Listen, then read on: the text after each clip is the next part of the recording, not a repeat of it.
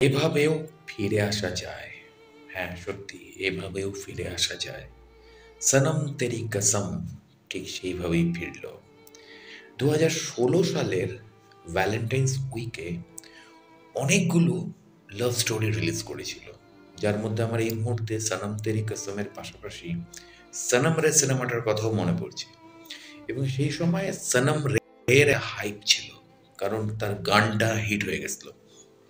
এবং তার পাশাপাশি 'সনম তেরি কসম' রিলিজ হওয়ার পর কিন্তু 'খিচ মেরি ফোটো' গানটা মারাত্মক পরিমাণে হিট হয়েছিল। কিন্তু সিনেমাটা চট করে হিট হলো না। কারণ তখনকার দর্শক জানি না কেন নিল না সিনেমাটাকে। কিন্তু সিনেমাটা যখন আমি দেখেছিলাম সেই সময়, তখন আমার খুব মন ছুঁয়ে গেছিল। কারণ সিনেমাটার মধ্যে একটা অদ্ভুত মেসেজ ছিল।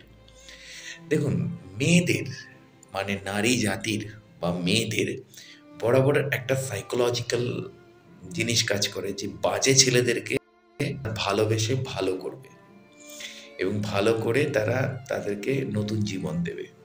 তো সেই কনসেপ্টকে মাথায় রেখেই এই ছবির ডিরেক্টর যারা রয়েছেন তারা মানে তার মধ্যে একজন মহিলা এবং একজন পুরুষ দুজনে মিলে এই সিনেমাটিকে বানিয়েছিল এবং তার পাশাপাশি একটা মেসেজ দিয়েছিল যে যখন প্রেমিকা অসুস্থ হচ্ছে ওই লেভেলের একটা ছেলে মানে পুরুষের সত্তা কোথায় এখানে বড় করা হয়েছে মানে যে ছেলেটা মানে ক্যাসিনোভা ছিল, যে ছেলেটা বাজে ছেলে, যে ছেলেটা নোংরা ছেলে সমাজে, যার বাবা প্রচুর বড়লোক, মানে ঠিক হিন্দিতে যে ওয়ার্ডটা রয়েছে বড়ে বাপ কি বিগড়ি হুই औलाद।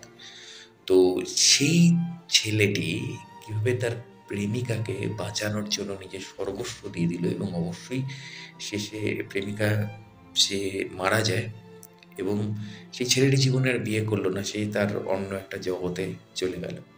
তো এই যে গল্পের অনুভূতি, তৎকালীন সময়ের দর্শক কেন যে নিল না, এটা আমি কিন্তু সেই সময়েও ভেবেছিলাম।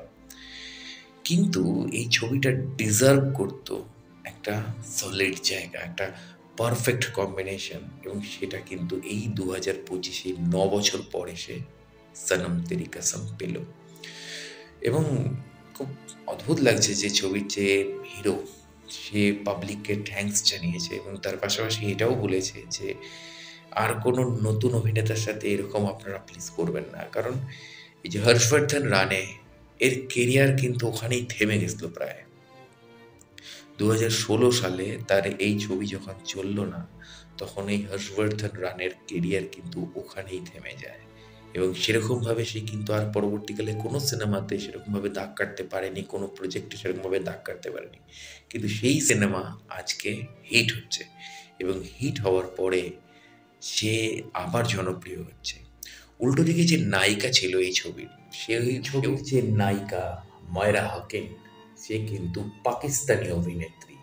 তার এখনও সে পাকিস্তানে অভিনয় করছে সিনেমা, সিরিয়ালে, সে রেগুলার অ্যাক্ট্রেস এবং ২০১৬ সাল এমন একটা সময় যখনও পাকিস্তানি আর্টিস্টদেরকে ইন্ডিয়াতে ঢোকাতে কোনো মানে পাবন্দি ছিল না, যেটাকে বলে কোনো বাধা-বিঘ্ন ছিল না। যেটা এখনও বাংলাদেশের সাথে আমাদের আছে। কিন্তু জানি না বাংলাদেশের ক্ষেত্রেও মানে যখন তখন বন্ধ হয়ে যেতে পারে এই মুহূর্তে। তো পাকিস্তানের সাথে আফটার উরি অ্যাটাক ২০১৬ সালেই আমরা জানি পাকিস্তানের সাথে আমরা সমস্ত রকমের সম্পর্ক এবং এই শিল্পের সম্পর্ক, আদান-প্রদানের সম্পর্ক আমরা বন্ধ করে দিয়েছিলাম। ফলে মায়রা হকিন্সের মতন অভিনেত্রীকে পরবর্তীকালে কোনো ডিরেক্টরই আর তাদের সিনেমাতে পায়নি। তো এক্সাক্টলি সেই জায়গা থেকে দাঁড়িয়েও এই সিনেমাটা অনেক বেশি স্পেশাল। তো এবং সেই ছবি যে ছবি ২৫ কোটি টাকার সিনেমা যে লাইফ টাইম কামিয়েছিল প্রায় ৯ কোটি টাকা থেকে ১৩ কোটি টাকা। সেই ছবি এইবার প্রথম ৩-৪ দিনে ১৮ কোটি টাকা কামিয়ে দিয়ে গেল এবং যা ট্রেন্ডিং দেখতে পাচ্ছি অন্তত ৩০ কোটি থেকে ৩৫ কোটি ক্রস করে বেরিয়ে যাবে। তো ভাবুন, রি-রিলিজের মজা হচ্ছে ঠিক এখানে। হয়তো সেই সময়ে ছবিটা সেই কর্নিশ পায়নি যেটা টুম্পারের ক্ষেত্রে আমরা দেখলাম। হয়তো সেই ছবিটা ১০-১৫ বছর পরে গিয়ে হিট হয়ে গেল। এটাই শিল্পী বা এটাই ক্রিয়েটরদের সবচেয়ে বড় মজা যে হয়তো আপনার কাজটা আজকে কেউ বুঝতে পারছে না। কিন্তু হয়তো দেখা গেল ১০০ বছর পর গিয়ে বা ১০ বছর পর গিয়ে বা ১৫ বছর পর গিয়ে আপনাকে নিয়েই মানুষ রিসার্চ করছে এবং ভাবছে। তো এক্সাক্টলি সেই জায়গা থেকে দাঁড়িয়ে সনম তেরি কসম যারা দেখেননি এখনো বড় পর্দায় দেখতে চান এবং সবচেয়ে মজার বিষয় হলো নিউ জেনারেশন ছেলেমেয়েরা দেখছে।